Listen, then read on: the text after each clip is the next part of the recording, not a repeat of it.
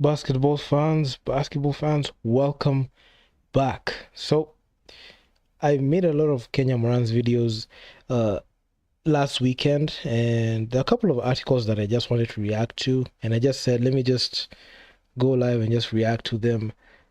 And and it was just funny to me that mainstream media, man, they are the main reason as to why we are not able to even follow this sport well, because the way they report things is just funny.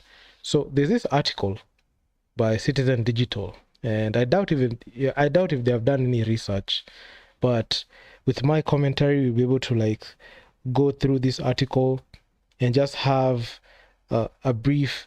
I'll just be your brief guide onto what I saw, and that was funny. So it reads: So Captain Bosire says Morans on course for AfroBasket return. So yeah.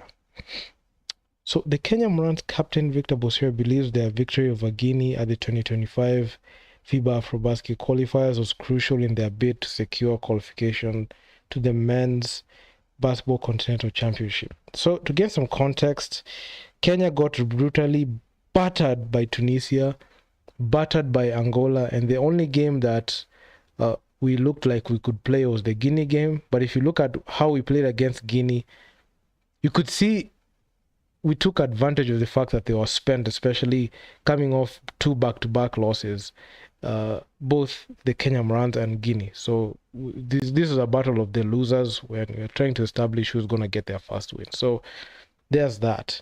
And not to mention Tunisia and Angola topped the table. So Tunisia went unbeaten 3-0, Angola 2-1, their rebuilding team, then Kenya with a 1-2 record. So the Morans recovered from Tunisia and Angola's losses to beat Guinea 80-74. So the Angola loss was brutal in their final match in Tunisia and concluded the first window with a 1-2 run, not a 2-1 run. So you can see right there, Citizen Digital just lying to the masses.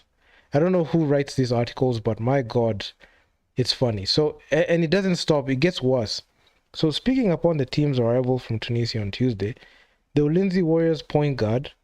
So just to say this, Citizen Digital, please do some research when you're making your articles. I don't know who you're paying to write these articles, but they're doing a very poor job.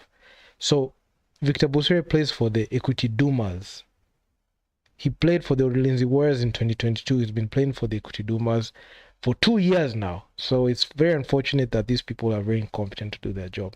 So Victor Bosire remained unperturbed about their mixed performance in Hammamet, adding that he was optimistic the side will return to the prestigious tourney. So let's just get this thing out of the way. The only thing that you must know is the fact that Victor Bosire, as the team captain, did virtually nothing in this tournament. I can say, by going by this article, it doesn't tell you the full story of what really happened. And I covered it extensively in this channel, and I made sure to just give insights on what was really going on, because, man, a lot of people are just lying out here. So Victor Bosire did virtually nothing. He was unplayable. And he's one of the reasons as to why Kenya is suffering in the point guard position, especially with him and the legacy players. He's actually the captain, and it's unfortunate that he is, because he can't lead by example. He's virtually unplayable and useless. I don't even know why he's on the team anyway. So, yeah. So the tourney was tough. So he was quoted as saying, the tourney was tough. We stumbled in the opening matches, but we managed to pick a win in the third game. So the thing is, even with this statement, it's tough because you know your flaws, but you refuse to address them. Then he has also continued, the most important thing was to get one win, since that is what was vital for qualification to the next phase. Going to the next window in November, not November, it will be January. No, not even February next year, not November. I don't know who was writing this article, just wrong. We know that we know what we need to work on, especially beating Angola and Tunisia, and since we know Guinea will come hard on us. So Bosire told Citizen Digital. So the thing is, there was no way we're going to beat Tunisia. and there was no way we were going to beat Angola based on how we played those two games. Guinea is a team that is on Kenya's level. Kenya is a below average team in the continent. We produce virtually nothing, and we can provide virtually nothing when it comes to continental basketball, and we're just down bad. I don't see a situation where Kenya has the ability to compete at any level in AfroBasket. And there's a high likelihood if Bosire and the legacy players get the opportunity to play the next window, the outcome is just going to be a 3-0 sweep. I remember I predicted a sweep when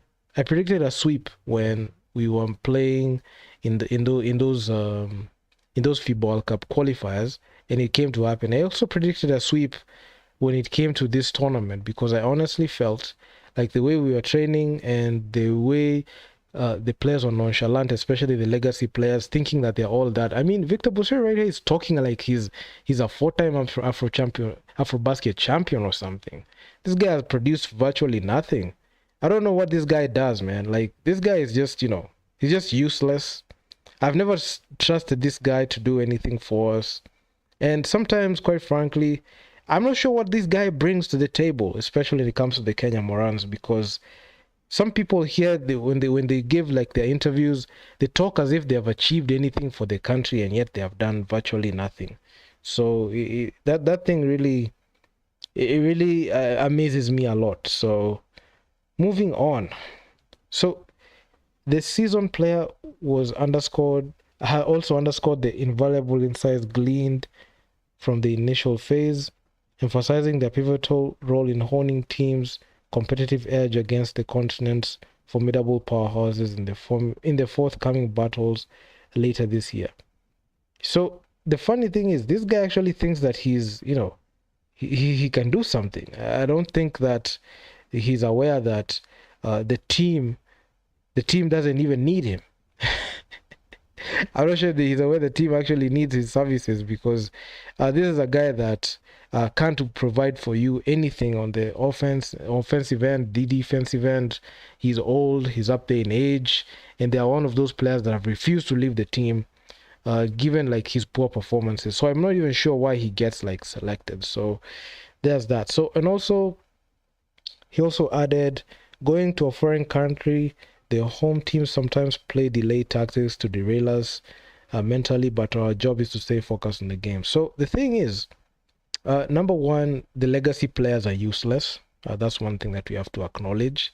They produce virtually nothing to the team. And even in a video, when I made my what next for the Kenya Morans, I actually said that these guys should just leave the team completely, because they produce virtually nothing, and they don't exhibit what it takes to get our team to the next level. So there's that. So Morans coach Cliff Owor, echoed Bosire's sentiments, adding that their dream to be crowned African champions, because that's a lie. Of course, after all, Coach Cliff is useless. I've made a couple of videos calling for this guy to get fired, alongside the legacy players.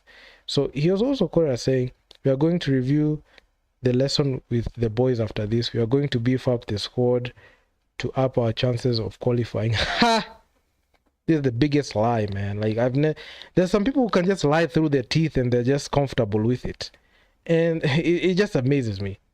So the Kenya Morans, they lost 1969 to the host Tunisia and lost 88-58 in a 30-point blowout to Angola, but they won the last game. So Albert Odero was that guy that took us to our next level. He scored 19 points in the final game, and he's the guy that should be given the captaincy of the team, because he knows what he needs to do, especially when it comes to when it matters. So that's the article. I must say I'm very surprised on how Citizen Digital are very nonchalant and poor in their research. I feel like they should do a better job. I know they're just looking for news everywhere, but there's supposed to be some bit of credibility when it comes to a digital